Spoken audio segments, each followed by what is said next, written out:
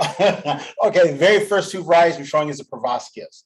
Once again, I showed this maybe 2 or 3 weeks ago, but I like to show it again because of the fact they are just, these varieties are very stunning right now. And as you can see, they're still starting to get some buds and flowers on them, and it's starting to show color. You still gonna have some customers, we probably want some things that are showing some color right now, or for perennials, and this is still a great selection for this right here. They're can full. If you scroll down, you can see the blue jean baby. Okay, as you see, it's got buds all on them, and they're just ready to start popping some color. And we're going into the fall season.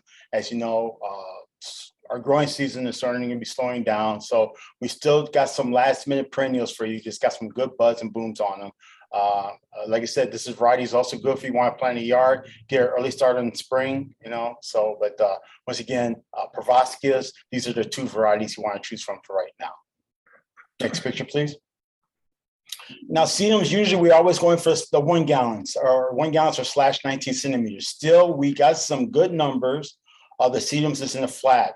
This is also good for those. So, you know, this was part of the green earth movement where people are putting on the roof tiles and everything like that to green up the areas and stuff. The great thing about the flats is that you don't need a lot of it to fill up those spots. If you got rock gardens, you can get a couple of these varieties, cut them up to fit the custom area you would like. But like I said, we still got some really good varieties of here for the 3 varieties of sedums that are in flats. Next picture, please. Ramus Fine Line. I put 900 of these into current. As you can see, this is going about 15, maybe 17 inches. Like I said, these Ramus, they get very big and really beautiful in size. Right now, like I said, we do have a contract for this, but like I said, I was able to put 900 of this into current. So that way we can get an early, customers want this to plant a yard for the fall season. Next picture, please. Rose at Last. This is the 2 gallon. It's a beautiful apricot-like flower to this. As you know, orange is supposed to be more of the calming, soothing color. Like I said, this variety, it has basically, it's not really showing too much when it comes to fall color issues yet. Like I said, it's more of an apricot, beautiful flower too. We got some really good numbers for this variety. And the great thing about this is that Jeff did his final trim on these, and he did it just in time. So got some varieties that's full of buds and blooms for you. Like I said, nice 2 gallons, can full, beautiful colors. You can't go wrong with this one. You almost got 4,000 available for you. Next picture, please. Now, this is a newer variety. It's the Calicanthus Simply Sensational. We did grow this late in the fall last year. The only difference between, now the picture that's on the right is the Aphrodite. The picture that's on the left is the Simply Sensational. The difference between the two, the Sensational is more of a darker, rich foliage. And thank you for showing that. And as you can see from the pictures, the flowers, you're going to have more of a more beautiful, more maroon flower. Also, the stem is almost like a maroon color itself. So both of them got the same growing characteristics, but it's just one's more of a darker, richer color with some maroon in it, while the other one's more of a straight green. But like I said, it was more of our newer varieties. We had 500 can earlier. We got like 329 of these varieties left. So like I said, it's one of our newer varieties, but like I said, we got it in late last year. Next picture, please. All right, lavandula, more lavandula than I can physically count. I moved just a few thousand into current, and there are a couple different varieties. I know that we're doing a big lavender push because they're specialed. Yeah, we have them all specialed now. So I think the Avon and the one other was not yet, so we added those to the specials. There is still one in landscape grade. That's the Imperial Gem because there was a light trim on them, but don't be afraid to show those to your customers also because they still look really nice. They're still flushing.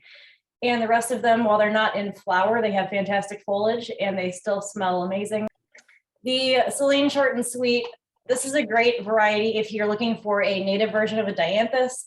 They stay small, mounding foliage. I don't have any flowers on these yet, but the right picture is going to show you what that flower looks like. They are a little bit spikier than the dianthus foliage. The leaves are a little bit more broad, but they are real cute in the pots right now. Nice can full, and we have about 500 of those available for you. And the phlox, bedazzled lavender, I was looking at these the other day. They are in flower. Most of them are in flower right now. It's getting a little bit cooler. They like the cooler weather, so these are going to start to show off a little bit more. And we have almost 900 of these ready for you. We also have the emerald pink and the emerald blue that are still in current. So if you're looking for other phlox varieties, the sub varieties, these are all available right now. And the Vernonia iron butterfly, there is a wild variety that grows like this around my house, and they are everywhere. They're in flower out in the wild right now. In the pots, they're nice and short, great for shipping. No flowers on these yet, but they are in full bud. And they are nicely rooted, almost 600 available. This is a great filler variety if you have an area that doesn't get great drainage or gets too much drainage, doesn't hold the water very well, because these can tolerate pretty much everything. And all these varieties say that they're deer and rabbit resistant, but I can't speak to that because I feel like the deer eat everything now. And the last one I have for you is the Heliopsis Summer Nights. I know we've been showing a lot of the Heliopsis, Helianthus varieties lately. These are 2-gallon pots. They're nice and full, and they have a bright yellow flower, also called the false sunflower.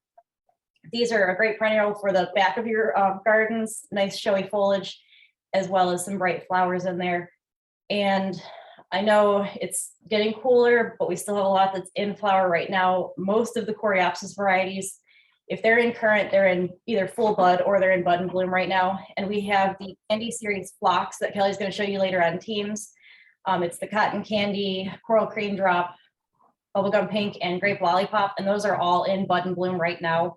Can full, they look absolutely fantastic. So if you are looking for something in flower, those are some more options for you as well. First is Slender Silhouette. I know we talked about this I think a couple weeks ago, but this is the 7-gallon crop. We bought in liners back in the spring to shift to a 15, and then this crop kind of got left behind. So this is very large, almost the same size as what our 15 gallons are.